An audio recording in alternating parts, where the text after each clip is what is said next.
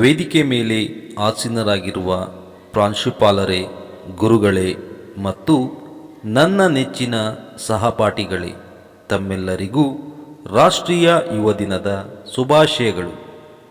ಸ್ವಾಮಿ ವಿವೇಕಾನಂದರು 1863 ಜನವರಿ 12ರಂದು ಕೋಲ್ಕತ್ತಾದಲ್ಲಿ ಜನಿಸಿದರು. ಸ್ವಾಮಿ ವಿವೇಕಾನಂದರ ಮೂಲ ಹೆಸರು ನರೇಂದ್ರನಾಥ. ಇವರ ತಂದೆ ವಿಶ್ವನಾಥ ದತ್ತ, ತಾಯಿ ಭುವನೇಶ್ವರಿ ದೇವಿ. ಇವರು ರಾಮಕೃಷ್ಣರ ಪರಮ ಶಿಷ್ಯರಾಗಿದ್ದರು. ಇವರು ಚಿಕಾಗೋದಲ್ಲಿ ನಡೆದ ವಿಶ್ವಧರ್ಮ ಸಮ್ಮೇಳನದಲ್ಲಿ ಭಾಗವಹಿಸಿದ್ದರು. ಇವರು ಸಮ್ಮೇಳನದಲ್ಲಿ ಮಾತನಾಡಿದ ಮಾತುಗಳು ಇಂದಿಗೂ ಲಕ್ಷಾಂತರ ಯುವಕರ ದಾರಿದೀಪವಾಗಿದೆ. ಇವರ ಜನ್ಮದಿನವನ್ನು ಭಾರತದಲ್ಲಿ ರಾಷ್ಟ್ರೀಯ ಯುವ ದಿನ ಎಂದು ಆಚರಿಸಲಾಗುತ್ತದೆ.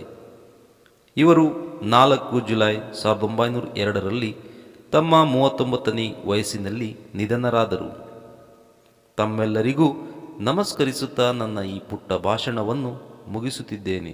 ಜೈ ಹಿಂದ್. ಸ್ವಾಮಿ ವಿವೇಕಾನಂದರಿಗೆ ಜಯವಾಗಲಿ.